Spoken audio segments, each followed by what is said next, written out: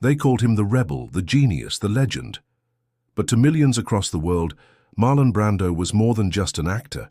He was the man who tore apart the old Hollywood traditions and built a new way of performing, raw, real, and unforgettable.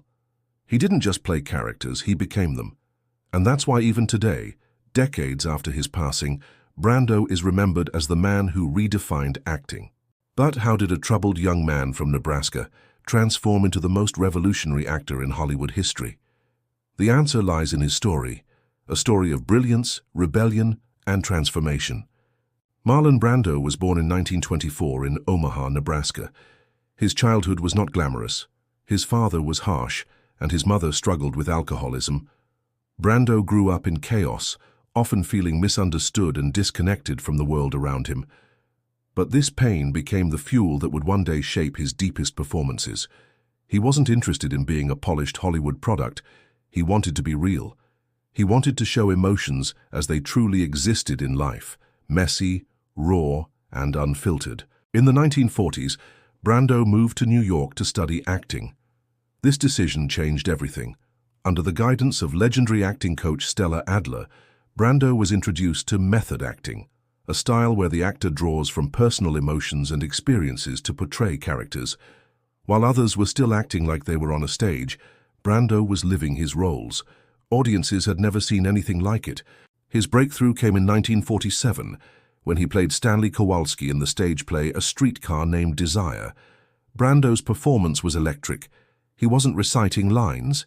He wasn't performing. He was alive on stage, sweating, shouting, crying, and breathing like the character himself. When the play was adapted into a movie in 1951, Brando's performance shook the film industry. Suddenly, every actor wanted to be like him. Hollywood had discovered a new kind of star, one who was raw, unpredictable, and undeniably real. Brando's career exploded. Movies like On the Waterfront, 1954, turned him into a cultural icon. In that film, his line, "I could have been a contender," became one of the most famous quotes in movie history. But more importantly, his performance won him an Academy Award and showed the world that acting could be more than entertainment. It could be art. He didn't just influence audiences, he influenced generations of actors.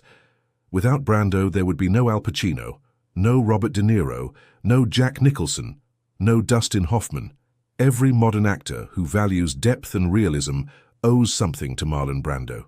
But Brando wasn't just about the art of acting. He was also about rebellion.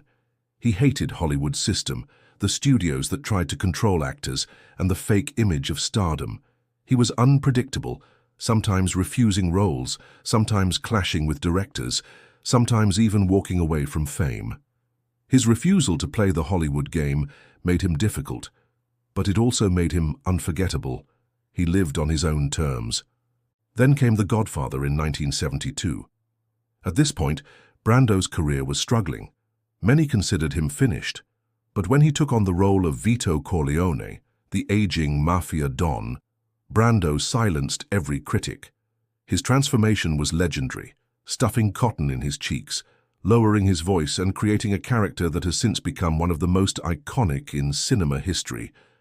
Brando didn't just play Don Corleone, he became him.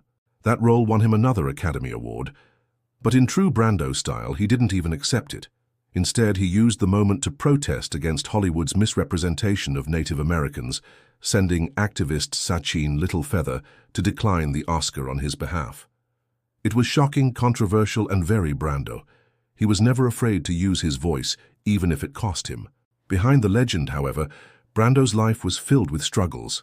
He battled with fame, personal tragedies, and constant criticism from the media.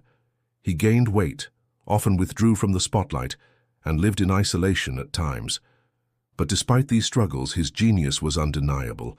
Even in films where he gave smaller roles, his presence could light up the screen. What made Brando different was his courage. He wasn't afraid to be vulnerable. He wasn't afraid to show the ugliness of human emotion. He wasn't afraid to break the rules of acting, of Hollywood, of life itself.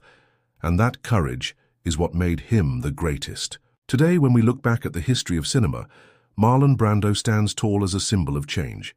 He made acting real. He made it human.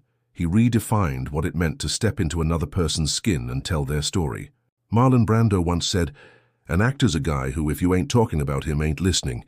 But in truth, Brando didn't need to be talked about to be remembered. His legacy is alive in every great performance we see today, in every actor who dares to be raw, real, and authentic. He wasn't perfect. He wasn't polished. He wasn't predictable. But maybe that's why he was so unforgettable. Because Marlon Brando didn't just act, he lived. And in doing so, he changed Hollywood forever. If you found Brando's story inspiring, make sure you like, share, and subscribe to this channel. More legendary Hollywood stories are coming your way, and you won't want to miss them. Because cinema isn't just about movies, it's about the legends who shaped them. And Marlon Brando was the legend who redefined them.